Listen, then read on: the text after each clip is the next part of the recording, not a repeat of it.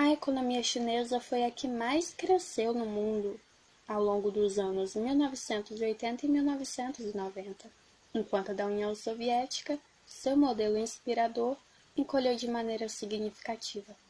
O país já é a sexta economia do planeta e o mercado mundial é invadido no ritmo crescente por produtos made in China. Como explicar claramente esses fatos? Para isso, é fundamental que se faça uma retrospectiva, embora rápida, de sua história. Várias dinastias governaram a China, mas no final do século XIX, sob o governo da dinastia Manchu, o império estava decadente.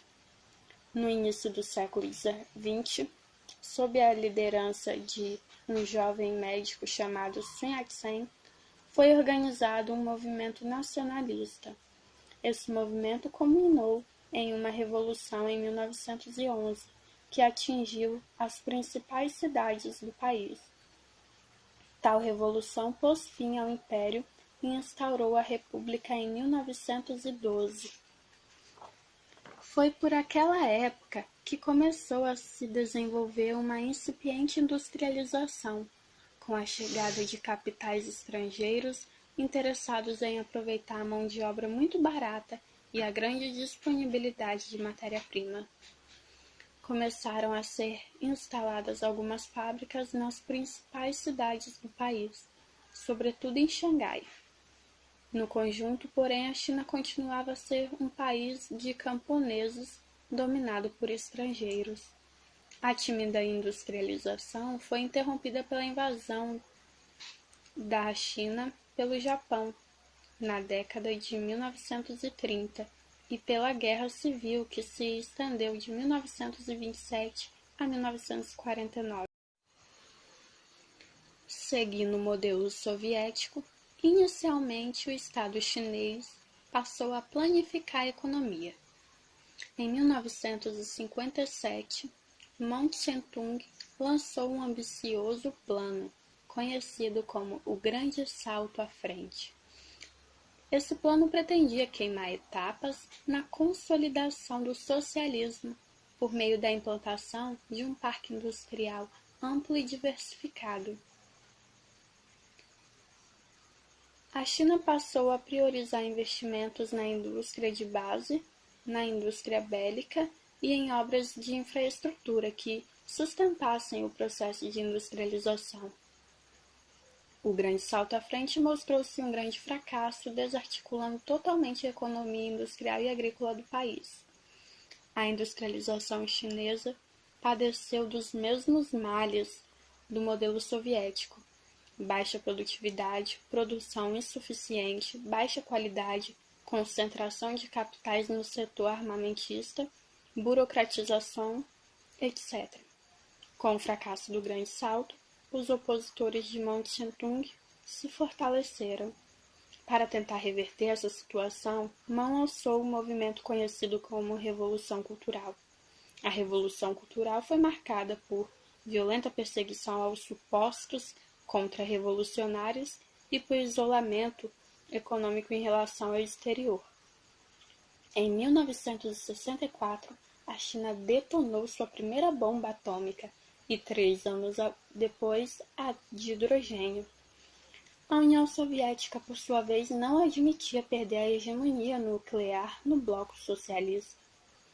Esse fato decisivo, somado às divergências quanto ao modelo de socialismo, acabou provocando o rompimento entre a União Soviética e a China em 1965.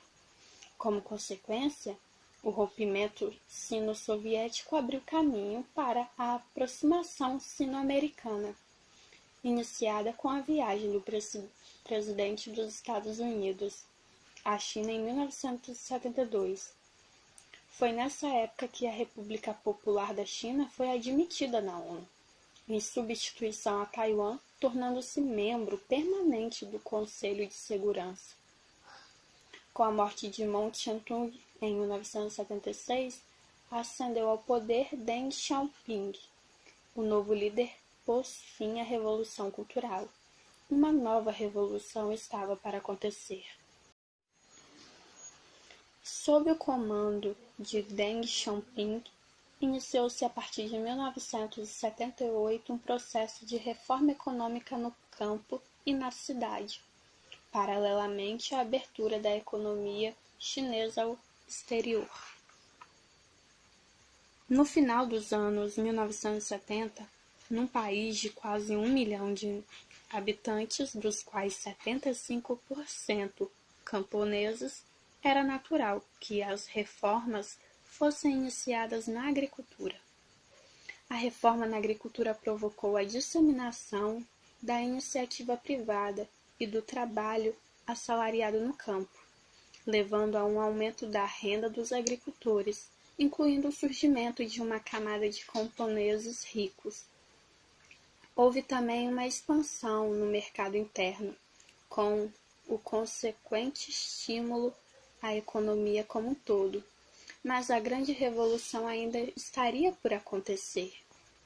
A partir de 1982, após o 11º Congresso Nacional do PCC, iniciou-se efetivamente o processo de abertura no setor industrial. Indústrias estatais tiveram de se enquadrar à realidade e foram incentivadas a adequar-se aos novos tempos, melhorando a qualidade de seus produtos, abaixando seus preços e ficando atentas à demanda do mercado.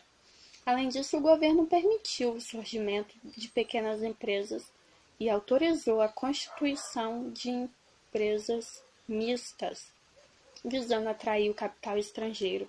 A grande virada, porém, veio com a abertura das chamadas Zonas Econômicas Especiais na costa litorânea, além de várias cidades abertas.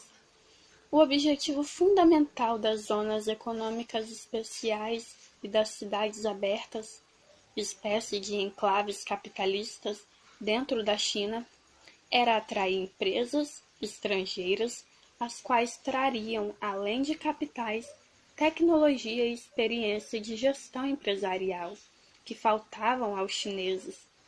No esforço para ampliar as exportações, a China concedeu ao capital estrangeiro ampla liberdade de atuação nessas novas regiões industriais. Como resultado dessa política econômica, desde o início da década de 1980, a China tem sido a economia que mais cresce no mundo. Há uma impressionante taxa média de 10% ao ano. A província de Guangdong, a mais dinâmica do país e onde a internacionalização está mais avançada, apresentou uma taxa de crescimento real de cerca de 12% ao ano. A mesma taxa apresentada desde 1993 pela cidade de Xangai, escolhida pelo governo para ser o centro financeiro e industrial da China. Em 2005, o país tinha alcançado a 4ª posição entre os maiores PIBs do mundo e a 3ª posição entre os principais países exportadores. No plano da economia, a China está seguindo, em linhas gerais, os passos dos países conhecidos como tigres asiáticos. Aliás, é interessante lembrar que, com exceção da Coreia do Sul, as populações de Taiwan, Hong Kong e Singapura são compostas basicamente de chineses. Fator fundamental que está atraindo vultosos capitais para a China é o baixíssimo custo de mão de obra, muito disciplinada e relativamente qualificada. Esse é o grande fator de competitividade da indústria chinesa. Nesse sentido, ela está no mesmo patamar dos tigres asiáticos há mais ou menos 30 anos, ou seja, paga-se menos de $1 por hora trabalhada. A entrada da China na OMC em 2001 foi um dos principais acontecimentos da economia internacional no início deste século e reforça sua posição mundial como grande país comerciante. Ao se adequar às regras dessa organização, o país deve ampliar as possibilidades de negócios para as suas empresas exportadoras e também para as empresas estrangeiras que exportam para seu mercado interno. Como resultado de seu rápido crescimento industrial, a China dispõe atualmente de um parque fabril muito diversificado e grandes corporações estão se constituindo no país. No entanto, a produção industrial tem apresentado um crescimento bastante desigual, não só em termos territoriais, mas também setoriais. As zonas econômicas especiais e as cidades abertas crescem muito rapidamente, acentuando os desequilíbrios regionais, e as empresas privadas e mistas crescem em ritmo mais acelerado que as outras. Mas a maior parte das indústrias chinesas ainda pertencem ao Estado, mesmo com o crescimento dessas empresas privadas e do aumento da presença de capital estrangeiro. E é o setor estatal que ainda emprega a maioria dos trabalhadores do país. Outro problema que o país enfrenta é a conciliação entre a crescente abertura econômica, embora ainda fortemente controlada pelo Estado, e a manutenção de um regime político fechado. Só mesmo o avanço da história poderá mostrar como serão resolvidas as contradições dessa economia socialista de mercado.